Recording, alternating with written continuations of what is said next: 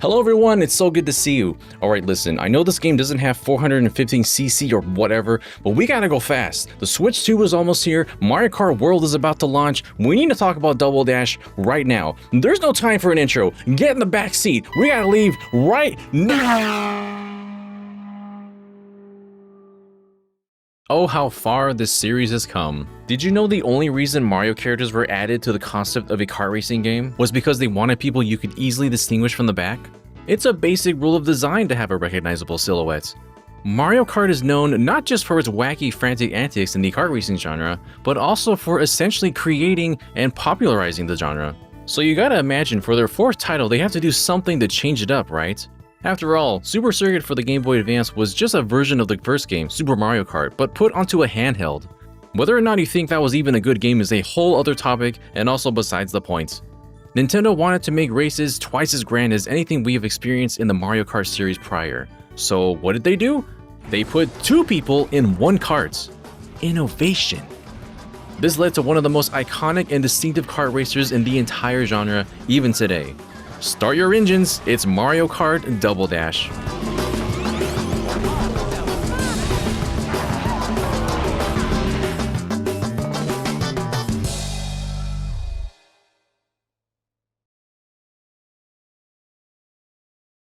The most obvious thing people will point out about Double Dash is, of course, taking a quick glance and realizing, oh, there are two people in one kart.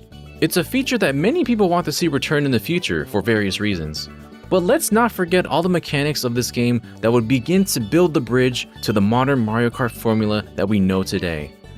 This is the first title to ever use proper 3D models for the characters. For the longest time, as a kid, I always thought that Mario Kart 64 did 3D characters first. It wasn't until much later that I realized these were cleverly utilized sprites on a racetrack. Guess that means the designers accomplished their mission successfully. This was also meant to optimize gameplay, as rendering out 8 racers, especially in multiplayer settings, would have been very expensive on the N64's resources. But with the power of the GameCube, we don't have that concern anymore. We can have 16 total racer models on one track at a time, holding the record only until Mario Kart World's reveal. Something else that Double Dash began was the option to select between multiple karts. As usual, there are 3 weight classes between light, medium, and heavy, and this affected what kind of karts you could use. You're limited to the weight class of the heaviest character on your team, so even though you have Bowser and Jr. on one team, for example, you'll only be able to choose from the heavy kart selections. This is because kart stats needed to be carefully considered when developing the game.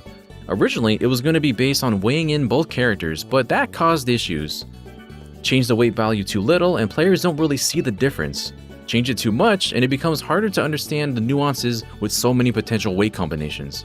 It was one of those awkward drawbacks of implementing this system and 2 characters in one ride at the same time. In the end, having stats change just on the kart itself made the most sense. Drifting, while not fundamentally different, does feel unique in this game. This was the first and only time that you don't do a little hop when entering a drift, you just kinda start sliding. Devs needed to keep tweaking drifting, and when they did, they needed to adjust the course to compensate. This caused both aspects to keep changing throughout the course of development. It's strange, drifting in Double Dash might feel odd at first, but it did feel more controllable and less slippery than in previous titles. You get used to it, but the boosts you gain from them don't feel quite as tactile or powerful. This was that in-between moment in which they started to figure out what drifting would eventually become today. There are little things that quietly became staples in the Mario Kart series here as well. Before each track, there's a nice little overview with multiple scenic shots of your next race. The final lap music now changes its pitch by just a semitone when entering it.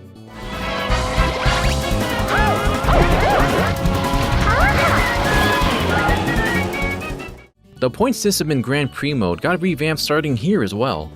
Instead of having it so that 5th through 8th got 0 points, Double Dash incorporated a system similar to Formula 1. The distribution of points is now a lot more evenly divided. However, this does mean that you can no longer retry a race when you finish 5th or lower. You'll now see the cup through to the end, no matter how good or bad you placed. But who could possibly talk about all the changes in a Mario Kart game without discussing the items? And oh man, did this ever change the future of Mario Kart items going forward?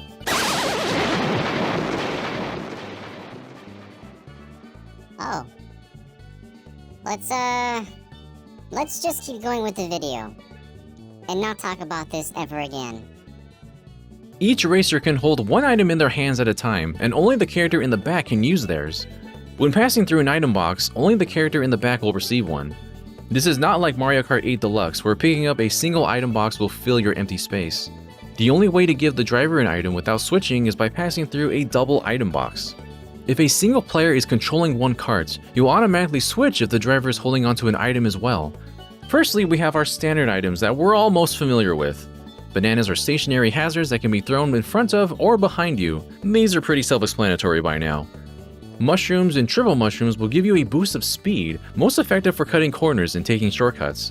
A new feature of mushrooms is the ability to steal an item from someone, adding more of an incentive to use them offensively now. Fake item boxes will stun you if you run into them, and careful, you can hit your own as well. It's very traumatizing. Green shells zoom in straight lines and bounce off of walls usually until they hit something or someone. Red shells will seek out a player in front of you. Usually very reliable, but they're a little easier to outrun and outsmart in this game, I've noticed. The blue shell grew wings in this game. Since it flies, it won't hurt everybody in its path in Double Dash and will instead zoom amazingly fast right to first place. Blue shell doesn't even wait, you get jump scared and wrecked before you can even realize it.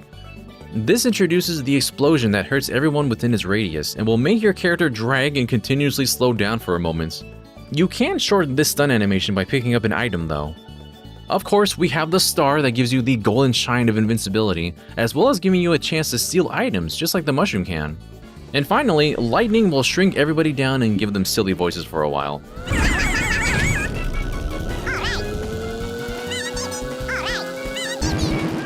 Everybody struck will also drop their items, which is new too.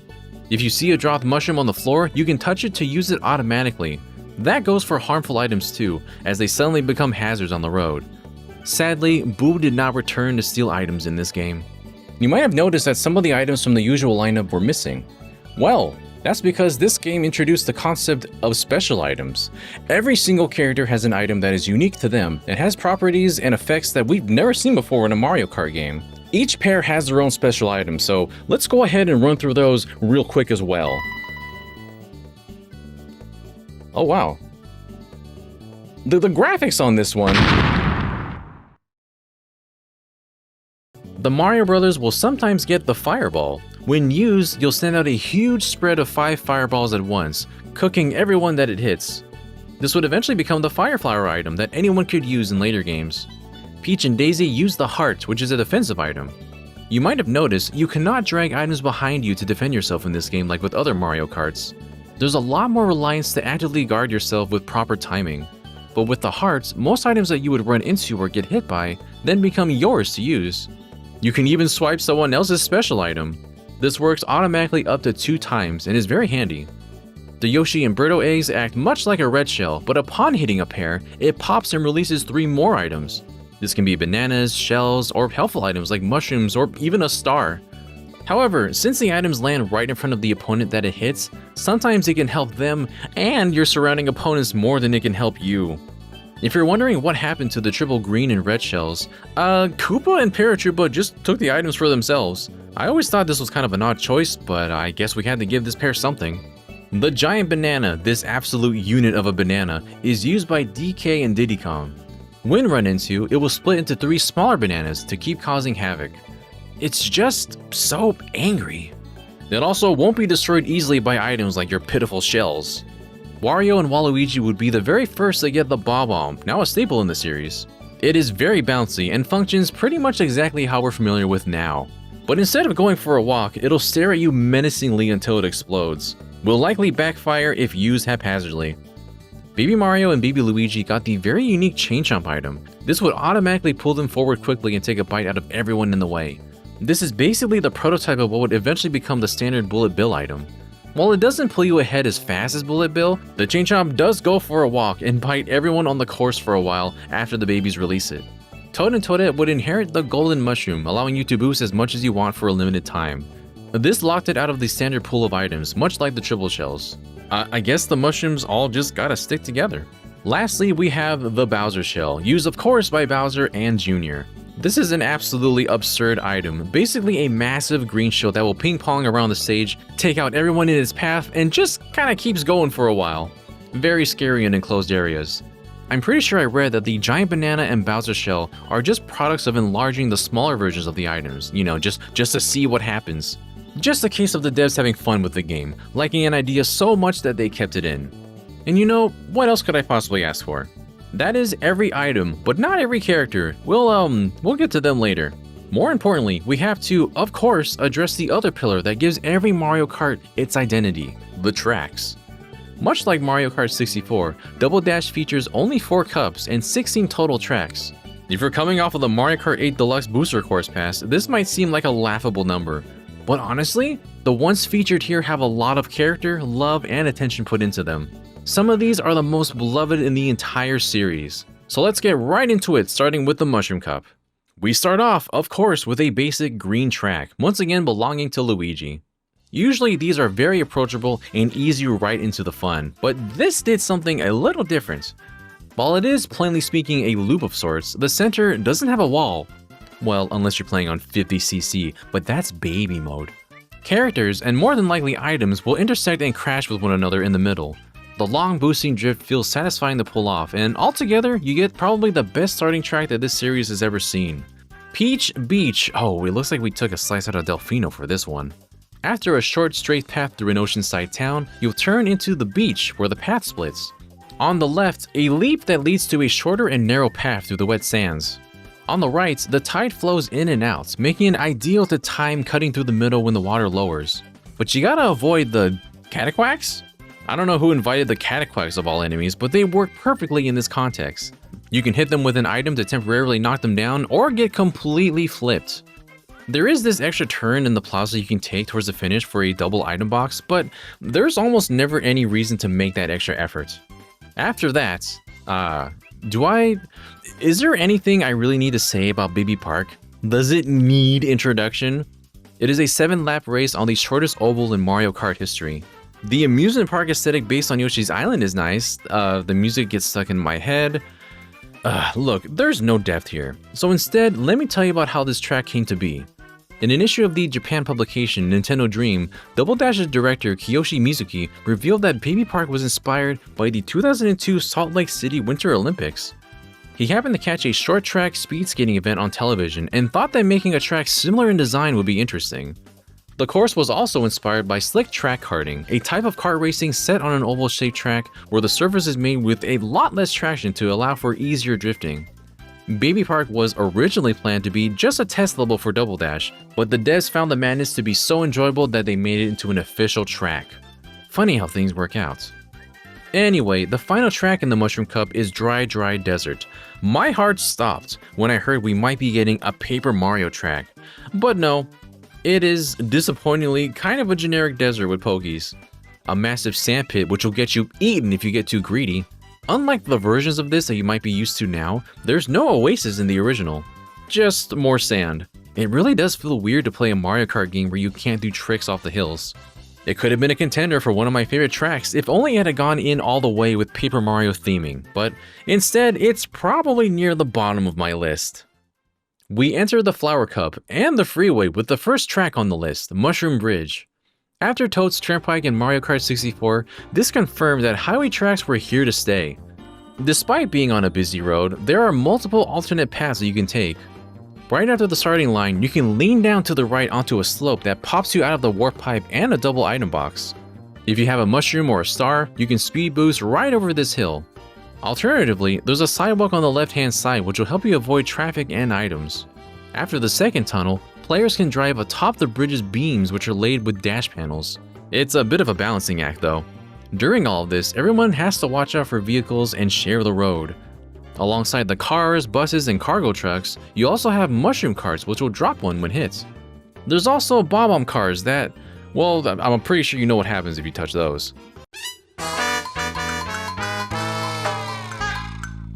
With cars, shortcuts, and items traveling around the track with you, it feels like they really wanted to make the highway courses much more dynamic and interesting with this one.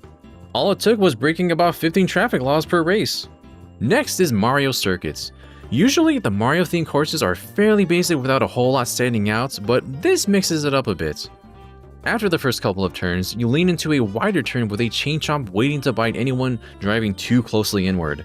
Beyond the tunnel, you'll emerge into a dirt road where you've got to bob and weave between Goombas and piranha plants.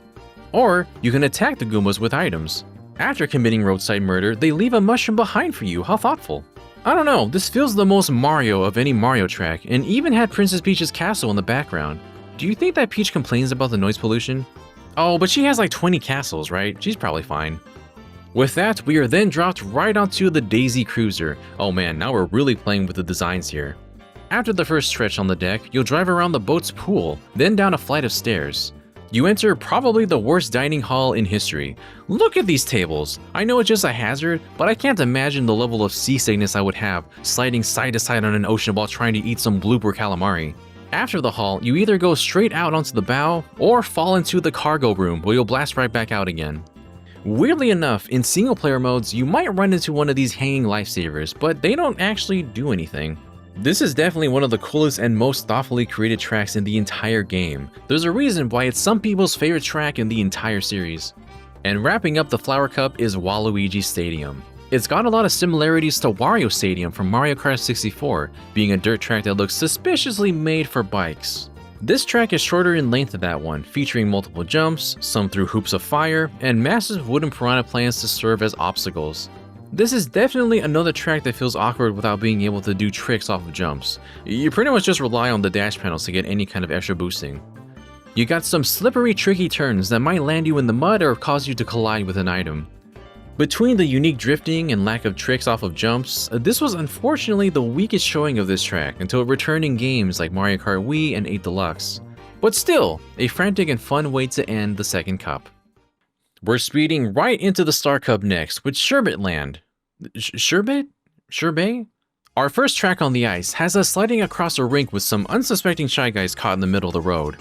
If you happen to fall into the lake, you're gonna be frozen for a moment longer, which makes this an even worse punishment than usual. After swerving left and right in an icy cave, we emerge onto a snowy field, where it's very common for items to start flying and blasting everywhere.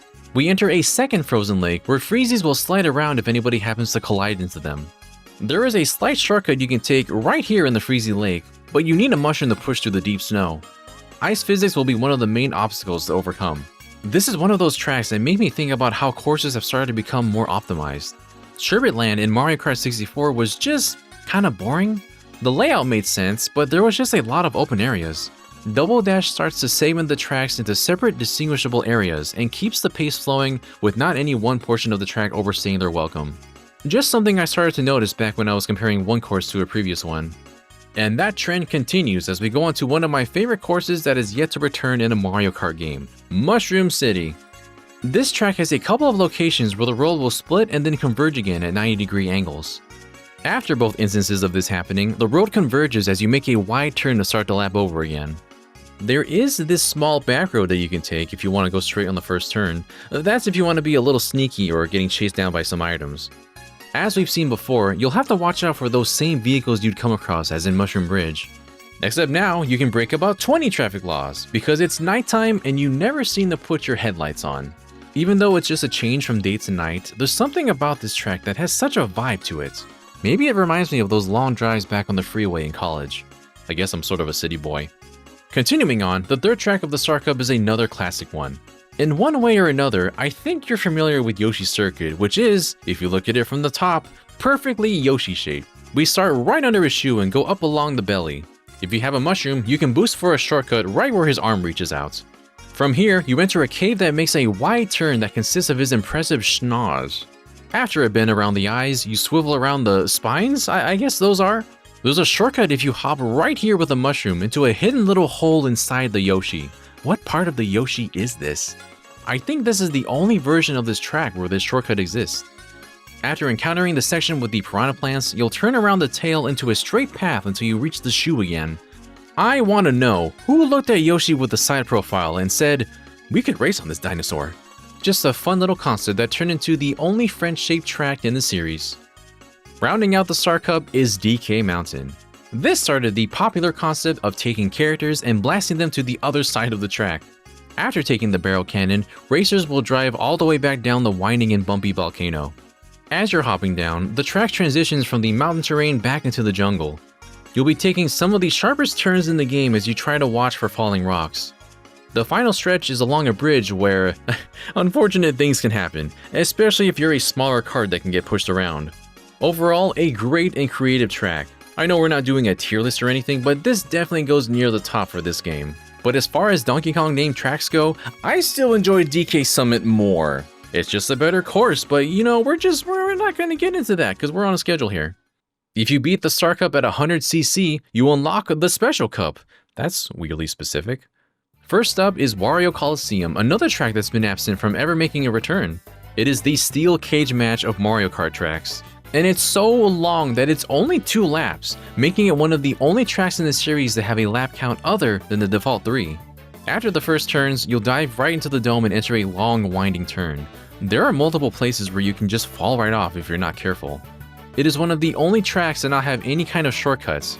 I guess you can count this massive jump with the dash pad in the middle, but that is there by default. Wario just wants to encourage you to live your most extreme life. A single lap does get a little repetitive as most of these sections kind of just blend together.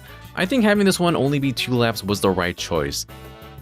Right out of the Coliseum, we enter Dino Jungle. After rocketing out of the start, we meet with the sheer mass of a giant dinosaur, serving as an obstacle as we try to swerve around its feet. And it can stomp you, so be careful. Apparently they have a name too. This is Nasi? Or I think now as a Mario Kart Tour, they call them Noshi. Makes sense if it's a relative to Yoshi. As you emerge from a cave, the road splits into several bridges. Some diverge from the wider main path into more narrow ones that have dash pads and items. Another potential shortcut appears when you enter the second cave. If you boost with a mushroom here on the right, you can skip over the section with geysers shooting water. Back in the day, these were hazardous and caused your car to flip if you touch this water. Emerging from this cave, you get a nice close-up of Noshi, who can in fact hurt you if you get too close to pet them. A couple more jumps and geysers down and you have a very unique track. Is there like lore behind this track? Where are the other Yoshis? Is this actually a part of Dinosaur Land? And why isn't Dory making a cameo? We're about to have a whole iceberg video on the implications of dinosaurs in the Mario universe. The version of Bowser's Castle on the GameCube is pretty awesome. There's the usual hazards you've come to expect from these castles by now, from thwomps trying to squish you, to lava and pootaboos that you've got to maneuver around. There are some tighter turns as you ascend, and towards the end, you enter a room with a giant Bowser statue hurling fireballs at everyone. This guy's got to outdo himself with every Mario Kart, doesn't he? In the first stretch, you drive up against the fireballs as they're oncoming. You then drive alongside them while trying to avoid everyone else until you make the big jump across the moat. You can skip part of the course here with or without a mushroom, but it's a risky move no matter what since you might still fly off the course after you land. This is a perfect example of how this track divides everything into cohesive segments that make for a memorable race. Though I guess it's not memorable enough because this and the final track have yet to reappear on a classic course in any Mario Kart game. Actually, most of the Special Cup specifically hasn't returned. How weird. But that aside, we end off, of course, with Rainbow Road. We've got sharp hairpin turns, straight paths that boost you forward, and a circular, wide turn with several dash pads and no railing. This game's trying to be F-Zero over here. After this swirly bend, you ride up what seems to be the precursor to a launch star, all the way back up near the start again. Following this, one more circular turn finishes up the lap. This is honestly kind of a weird one. I don't dislike it, but it's also not terribly memorable either, especially in a game with very distinctively themed tracks. There is a unique occurrence that can happen here though. Occasionally, these falling stars can hit the road and produce a free invincibility star. The funniest part is this can also land near first place and give the leader an unnecessary boost if they can lean out of their way to get one. Not really the most balanced Rainbow Road, but even so, I still find comfort even after all these years that no matter what, it is a road that you go when you die. I'm secretly hoping that maybe one day we'll see a Rainbow Road where they like stitch a whole bunch of Rainbow Roads together and to make one big long track. If nothing else, to pay respects to ones that have yet to be represented, like in Double Dash and in Super Circuits. But yeah, that's pretty much every track. They're not even all available when you start the game. There's a fair amount of little prizes to discover too.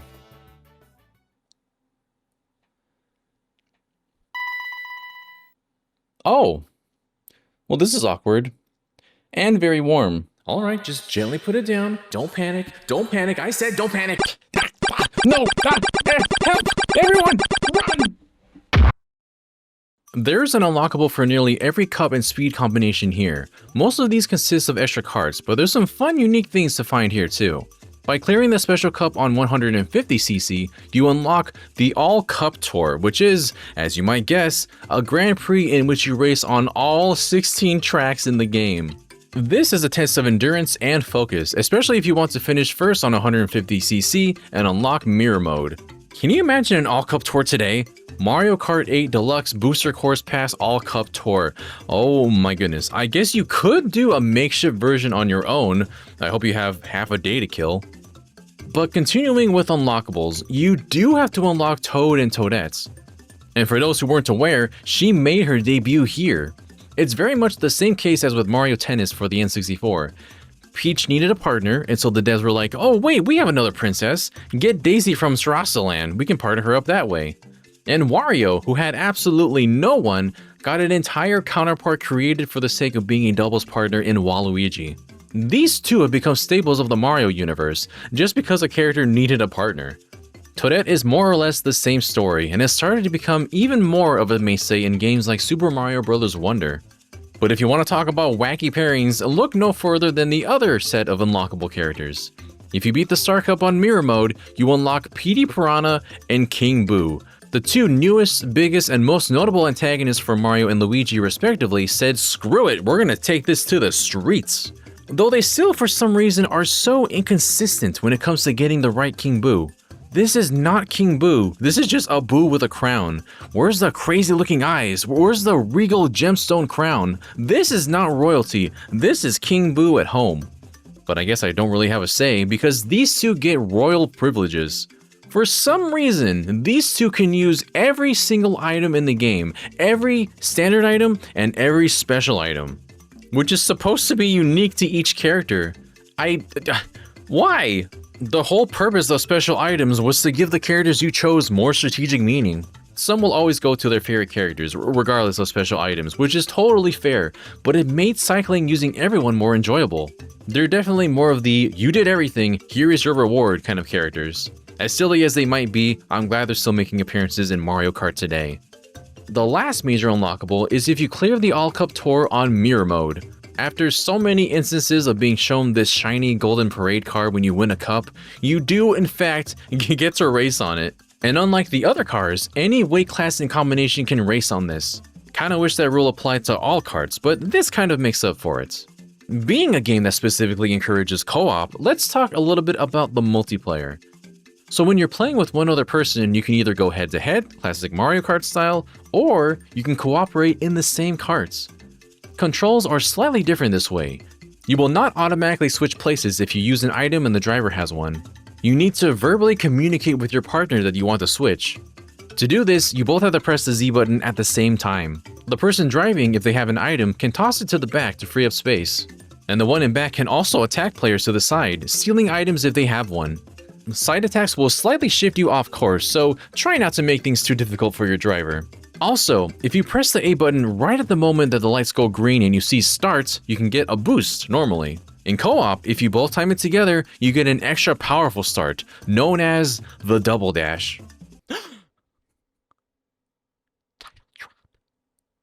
With 3 or 4 players, you can mix and match different options. Maybe you got like one pair who's all in love and stuff and they want to ride together. Then you got the single Pringles over here who are like, yeah man, alright, whatever, show off.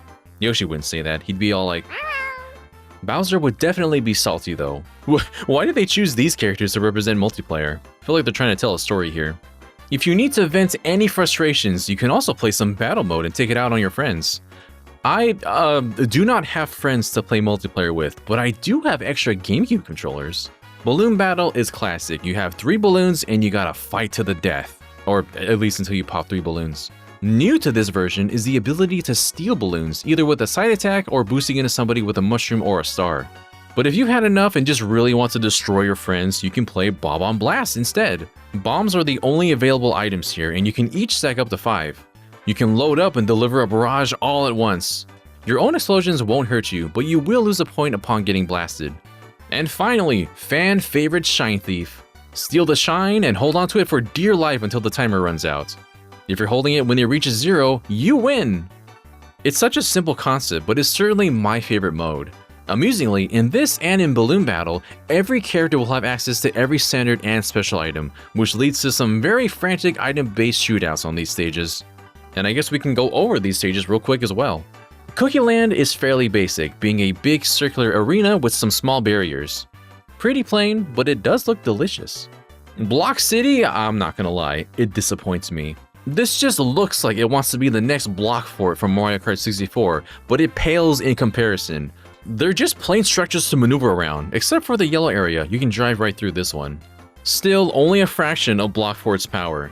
After that is, the Nintendo GameCube. It's a free-for-all in a wide open space and you can't fall off. Even the open button has that little recess on it.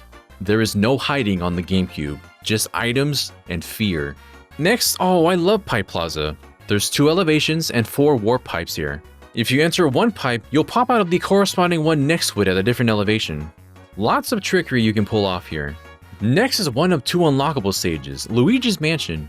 Thank goodness. Listen, there's like so much Super Mario Sunshine influence in this game. Just so much, from the tropical themes, the music instrumentations used, Piantas and Nokis are here, the Shine Thief battle mode. It's like it was a good game or something. It's probably my imagination. Anywho, this course has 3 floors to explore. The bottom floor is a corridor where you can set several traps down in and around places like the stairs. The second floor is a ballroom. It's very wide and open. The top is a terrace where there's no items and no floor in the middle. You can fall right back down to the ballroom from here. Makes a sneaky place to hide. The floors are all connected by stairs and is one of the more popular stages in this game for battles because of its verticality. And finally, we have Tilt-A-Kart, which looks like a precursor to that one star from Toy Time Galaxy. This course will, unsurprisingly, tilt to and fro, leaning carts and item boxes from one side to the other.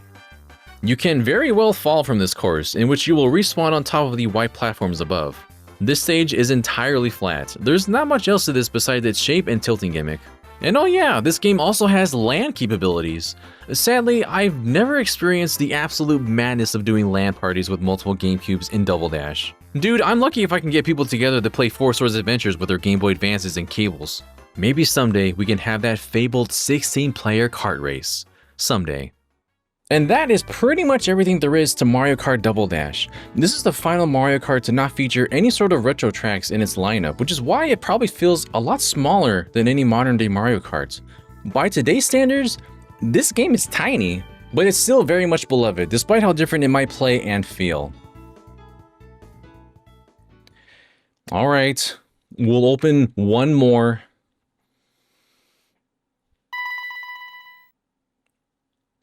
Sorry, but you're actually not in the game yet. I know, William. You'll get your chance soon. Do you want to stick around for the rest of the video? Okay. The carts themselves feel, I don't know, looser?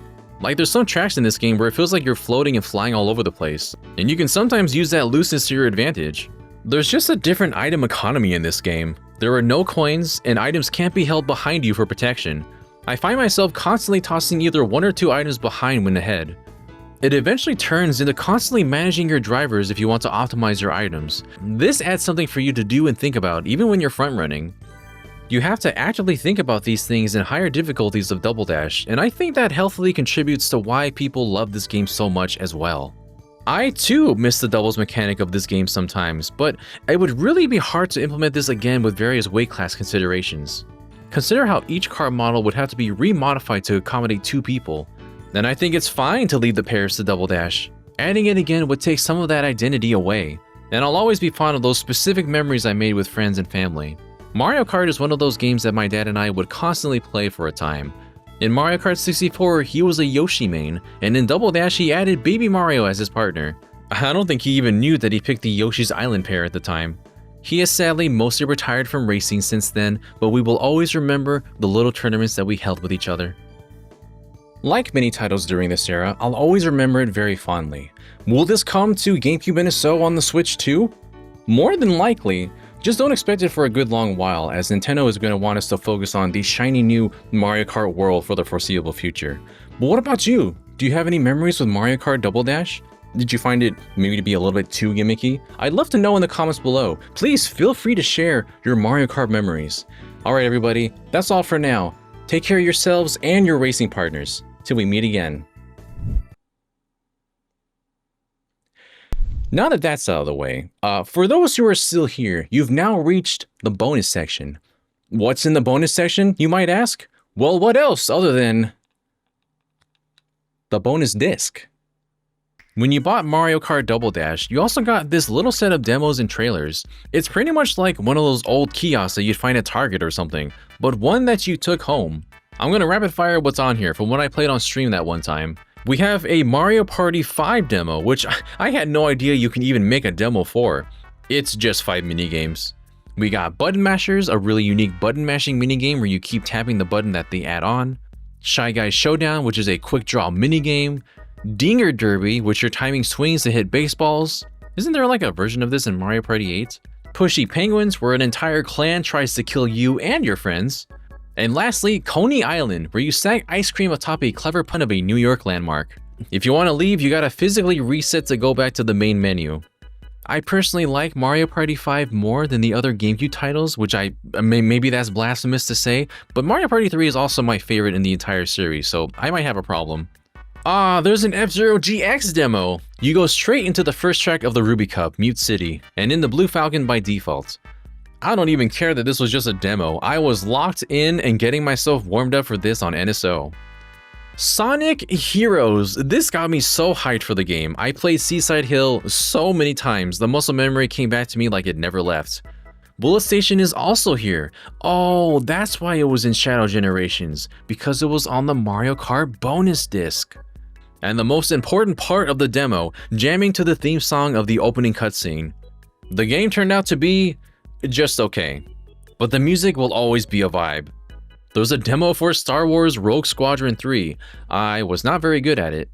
Not only that, I forgot this game features scenes directly from the movie. I had to hide it before George Lucas came knocking on my door. How thoughtful of him to make another Star Fox game though. And then Teenage Mutant Ninja Turtles, based on the animation on Foxbox. Sorry, on 4Kids? Love the show, was kind of falling asleep in the demo. I can see the hints of previous TMNT beat-em-ups, but Turtles in Time, this game was not. After that, we sat back and watched some trailers on stream. Final Fantasy Crystal Chronicles, the best version of the game. Got me so nostalgic listening to that excellent music and watching these scenes. This was literally my very first Final Fantasy game too. What a one to start with. There's a really early look at Pokemon Coliseum, so early that the logo wasn't even finished yet. It's gonna be fun to see people revisit and play this for the first time on NSO soon. So I thought I was in for a Kirby Air Ride preview, but I think this was mostly advertising the anime right back at ya. See, it was called Foxbox. For like only a year or two. Why hasn't this DDD come back, huh? So I tried to play the 1080 Avalanche trailer, but it was playing a copyrighted song, so that was kind of a no-go. In fact, the last 3 were probably problematic because of potential rights holding that I don't have and don't want to deal with. So we didn't. Sorry. It was a different time back then, where Nintendo could throw out demo discs with whatever the heck they wanted to on there. Oh, and finally, this is where you could get a bunch of Fire Emblem bonus content. You could stick your GBA in, follow a prompt, and download some extra items. This was like do-it-yourself DLC. Along with the weapons and stat boosting items, you also could get 2 bonus classic songs remade in the GBA sound fonts. This was also the only way to complete the sound test.